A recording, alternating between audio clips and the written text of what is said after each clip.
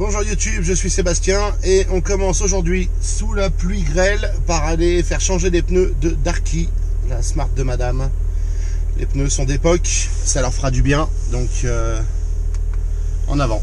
Il y en a pour 280 balles de pneus plus la pause. Joie du Brabus. Il fait bien frais mais les pneus sont changés. J'ai eu super froid sur le parking à attendre parce que Covid oblige, pas de salle d'attente. C'est un net progrès. Elle fait moins de bruit en roulant, elle semble plus confortable, mais ça c'est peut-être que psychologique. Néanmoins, vu la tronche des pneus qu'on a enlevé, il a avant été craquelé dans le sens de la rotation et les arrières étaient au témoin à l'intérieur et pas à l'extérieur. Vive le carrossage. J'ai mis ma Varca pourrie, comme vous pouvez le voir. Objectif, couper de l'acier. C'est une tannée, j'ai un peu la flemme de le faire, mais il faut y passer inévitablement. J'ai plein d'acier à couper pour pouvoir finir le local piscine. J'ai aussi de l'acier pour les bac à fleurs qui reste à faire, donc on va jouer à ça sur là où les scies, on va voir selon ma motivation et mon humeur. L'idée c'est d'arriver à couper tout ce dont je vais avoir besoin pour finir ces projets là. Bon, j'ai réussi à faire un certain nombre de découpes et puis j'ai eu froid donc je suis rentré et puis j'ai traîné. J'ai fait des calculs dans Fusion pour mes barres en pente pour avoir les tailles exactes. Je vous montrerai comment j'ai fait ça à la fin de l'épisode parce que c'est assez pratique comme outil. On a de quoi faire les renforts des portes, on a de quoi faire, je crois que j'en ai coupé qu'un seul des deux, des renforts verticaux pour, il est là, donc j'en ai qu'un des deux pour le toit, il faut que je fasse l'autre, il sortira de ce tube là. C'est un peu problématique les tubes de 6 mètres parce que j'ai 4 mètres là, donc j'ai toujours 2 mètres qui dépassent. Faudrait que je trouve une solution autre que de tirer le tube en diagonale parce que c'est un peu pénible aussi. J'aimerais bien me faire une extension là, quelque chose pour rattraper le bout du tube ou je sais pas trop. Je vais y réfléchir. Si je fais quelque chose, je veux quelque chose qui peut être démonté, replié ou fait autrement. Bref, il faut que je me trouve, va falloir que je me fasse un jour une table complète de découpe parce que je m'en sors plus avec les tubes de 6 mètres, j'en ai marre. C'est vraiment pénible.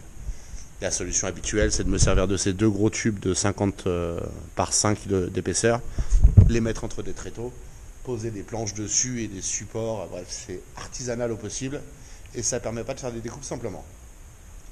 Ensuite, on a suivi la conférence de presse qui annonce tellement de bonnes nouvelles pour l'ensemble du pays, mais surtout pour l'Île-de-France.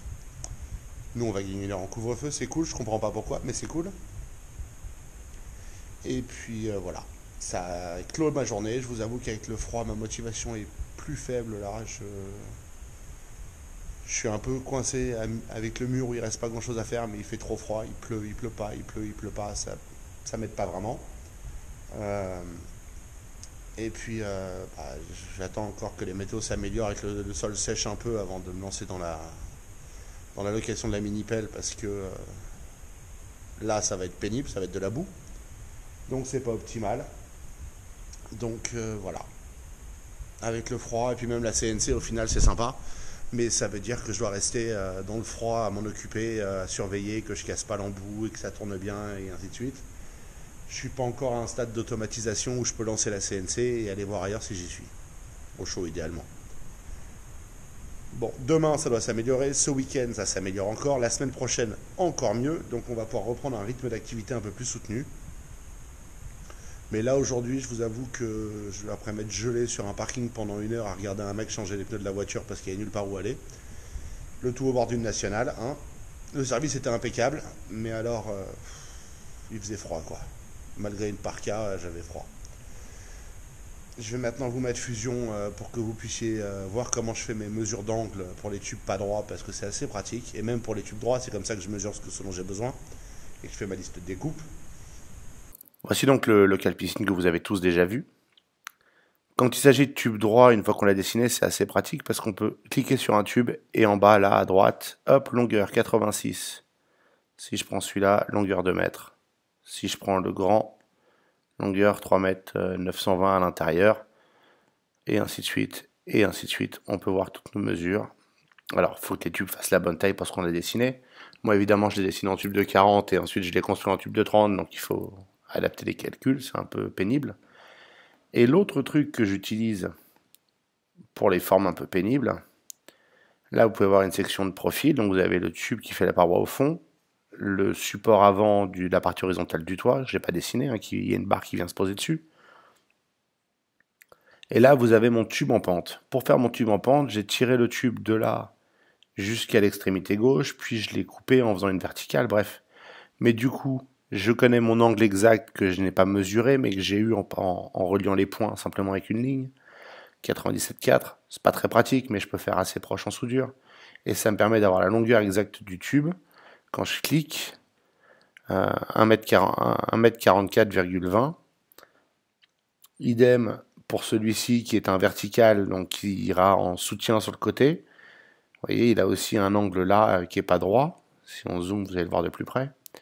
Et là, vous pouvez voir qu'il fait d'un côté 1m7,8 et de l'autre 1m7,4.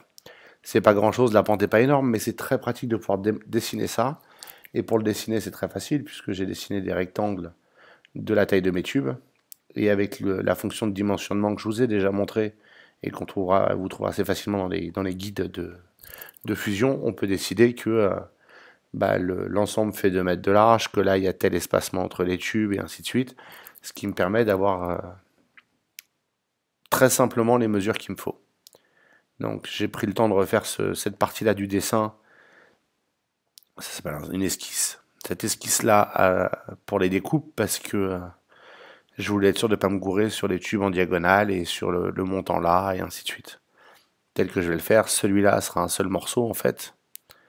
Ce tube-là qui est horizontal et le vertical sera en 2 morceaux, une partie soudée en dessous, une partie soudée au-dessus. Ce sera plus simple pour l'assemblage et pour le montage, à mes yeux. Voici donc pour un autre côté que je trouve extrêmement pratique à Fusion, c'est de pouvoir dessiner ça en quelques minutes et avoir toutes mes mesures. Et après cet intermède Fusion, je vous remercie d'avoir suivi cet épisode, je vous souhaite une excellente soirée, et puis je vous retrouve demain pour une température plus clémente et finir les découpes entre autres.